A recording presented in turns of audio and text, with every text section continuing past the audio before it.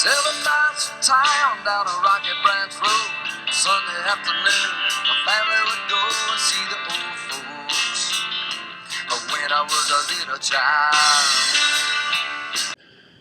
Welcome to Backwoods Teacher. This is quite possibly the most important edition ever, as we are going to teach you how to be an American and learn about the United States Constitution. We're going to start today with two exciting little-known facts about the U.S. Constitution. First, the creation of the U.S. Constitution was almost an accident. It almost happened accidentally. Second, the U.S. Constitution is a lot like a Yu-Gi-Oh card. If you look at a Yu-Gi-Oh card, it describes a fictional thing. It describes the powers that thing has, what that thing can do. The U.S. Constitution is a lot like that. Sometimes that thing does things you don't want it to do. Sometimes it has weaknesses that you don't see. This is a lot like the U.S. Constitution and the United States government, but it is still unique and awesome. Moving right along. Up here at the top, if you look, we've got a notice for you. Everything we learn in the next few weeks will be on the Constitution test. Here's what you're learning about. People. You're going to learn about the people who contributed directly or indirectly to the creation of the United States Constitution, from Daniel Shea to James Madison. There are lots of different people who created and contributed this important document. Speaking of documents, you're going to have to learn about several documents. The Constitution is a document, and it is the result of several other documents that were kind of like rough drafts or grandma and grandpa documents, if you will. Next, the Constitution has powers. It creates and enables powers in the government. So it is often known as a living document. What are these powers? Which ones cancel each other out? Which ones support each other? These are things you should be looking for, asking yourself, do I understand this? If I don't understand this, am I telling my teacher I don't understand it? Next, the Constitution is the result of several incidents of compromise and cooperation. This is something that I hope our present-day Congress is looking at. The creation of the Constitution came about because several plans and compromises that the Founding Fathers created. This is what makes them awesome. They were smart, intelligent, willing to get things done, and they thought of a bigger picture other than just themselves and their political careers. The Founding Fathers were leaders, not politicians. Big difference. But you need to know these compromises, plans, and examples of cooperation. Okay, so we just learned about the American Revolution. Good old King George here.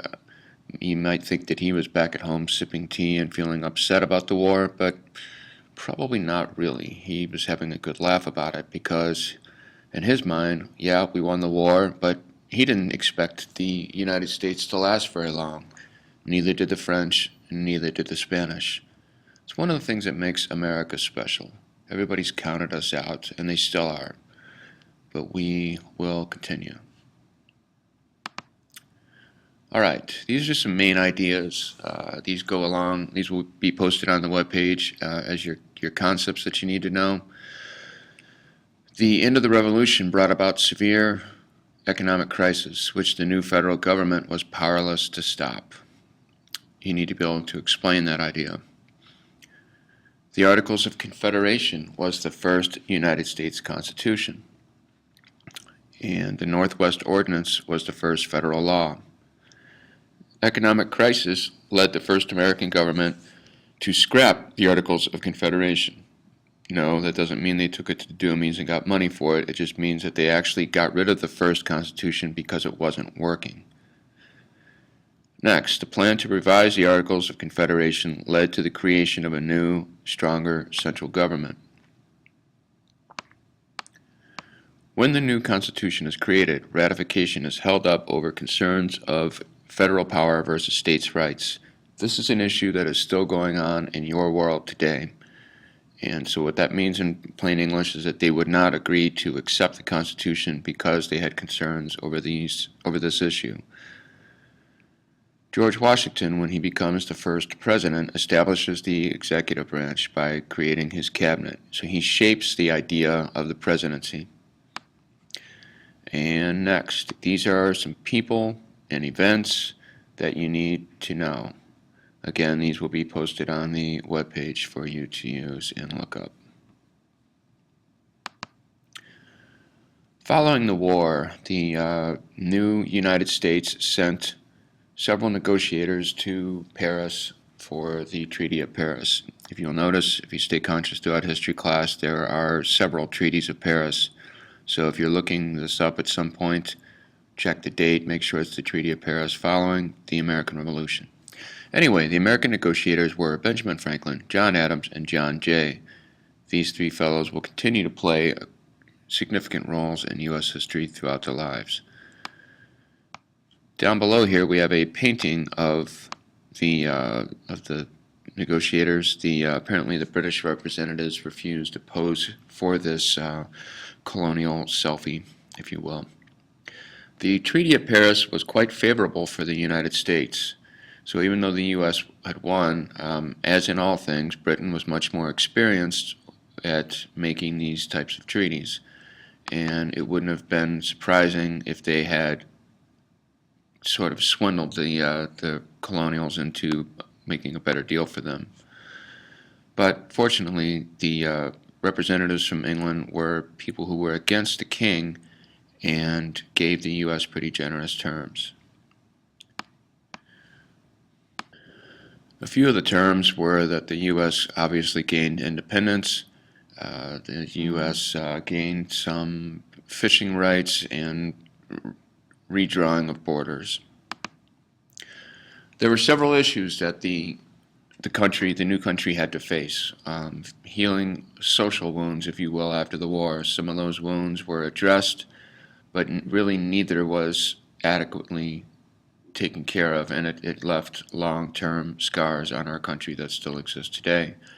One of the first issues was what to do with the loyalists, the Tories, the people who were loyal to the king. They had been very, very mistreated during the war. As you can see, this guy's getting the ultimate wedgie being lifted up, while this character right here is chugging ale or grog or something, and these kids are doing I don't know what to this poor goose. Next were the slaves and the freedmen. This was an issue that should have been addressed immediately and would have solved our country a great deal of problems, but it does not get addressed until the mid-19th century when the Civil War takes place, and it is still obviously an ongoing issue today, addressing the rights of African Americans. Moving along. Next, this is just something I put on here for you to view if you are studying. This shows a timeline of the events, the documents, and so on that you were supposed to know. So on your own time, if you were to look through this, it would help quite a bit. It shows the order that these events occurred and how they're sort of all related to each other. If you study that and know that, it will help you to understand their relationship. One of the other events that you need to know is Shays' Rebellion. This is a marker from the last battle of the rebellion. It was a series of small rebellions of soldiers. You need to know what happened, why it took place, and how it helped to contribute to the Constitution.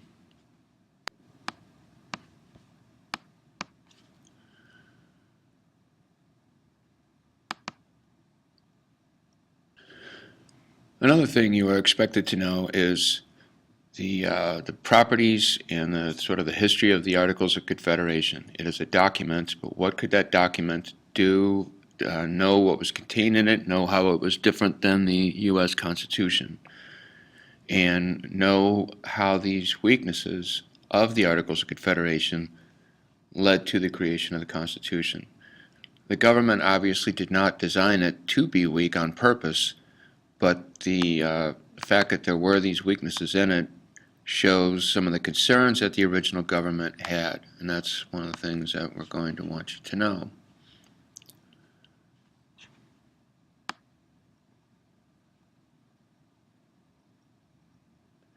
If you were to look on the internet like your teacher did, you could probably find a very similar item just like this.